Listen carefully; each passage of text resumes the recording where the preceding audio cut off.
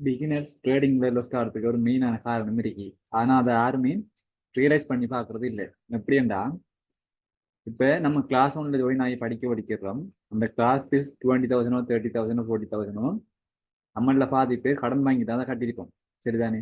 இப்ப ட்ரேடிங் படிச்சு முடிக்கிட்டவா என்ன செய்வோம்னா நம்ம சின்ன சின்னதாக சேமிச்சோ அல்லது ஏதாச்சும் மட்டும் செஞ்சோ ஒரு $10 டிபாசிட் பண்ணுவோம்.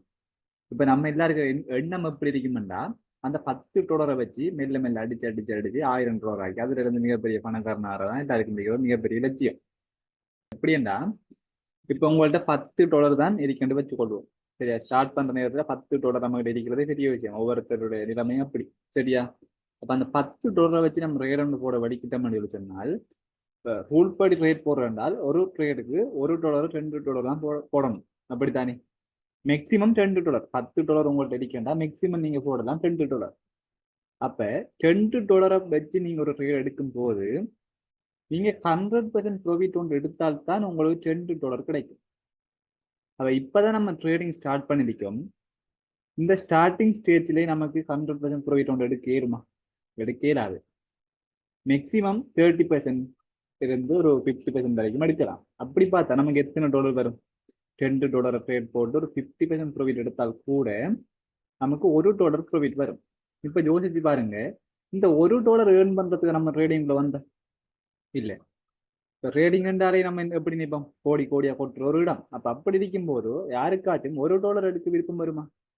அப்ப இன்னும் நமக்கு ப்ராஃபிட் வேணும் என்று சொல்லி யோசிப்போம். அப்ப இன்னும் ப்ராஃபிட் வேணும் என்று யோசிக்கிற நேரம் நம்ம என்ன வேலை செய்வோம்? ஒன்று, நம்ம ஒரு ட்ரேடுக்கு போடுற அமௌண்ட்டை கூட்டுவோம்.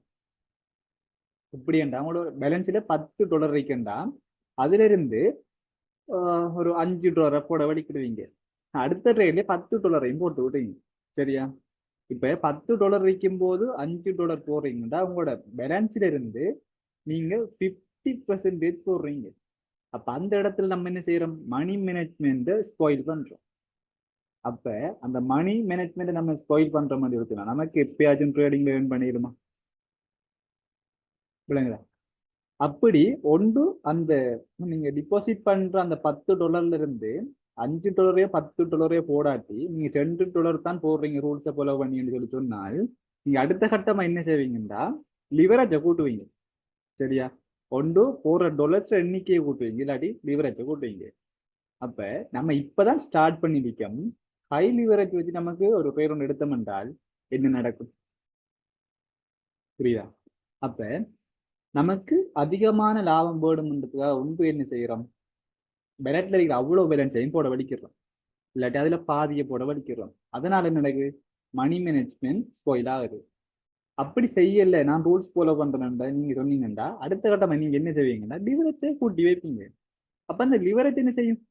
கண்டிப்பா ஒரு ட்ரேட் லாஸ்ட் ஆகினால் நம்ம பெரிய ஒரு அமௌண்ட் வந்து லாஸ்ட் ஆகும். சரி, அதாவது நம்ம பேலன்ஸ்ல இருக்கிறதுல இருந்து பெரிய அமௌண்ட் வந்து லாஸ்ட் ஆகும். அப்ப அதனால நீங்க ஸ்டார்டிங்ல என்ன செய்யணும்னு சொன்னால் எத்தனை டொலர்ஸ் ஏர்ன் பண்றோம்னு சொல்லி ஃபோக்கஸ் பண்ணாம எத்தனை பெர்சன்டேஜ் ஏர்ன் பண்றோம்னு சொல்லி நீங்க ஃபோக்கஸ் பண்ணணும். ஃபியூச்சர்ல என்னைக்காச்சும் ஒன்றா ஹேப்பிட்டா கூடும்போது ப்ராஃபிட் ஆட்டோமேட்டிக்கா கூடும். நீங்க டொலர்ஸ்ல எவ்வளவு ஏர்ன் பண்றீங்கன்றது முக்கியம் இல்லை, எத்தனை பெர்சன்டேஜ் வின்னிங் இருக்குன்றதுதான் முக்கியம்.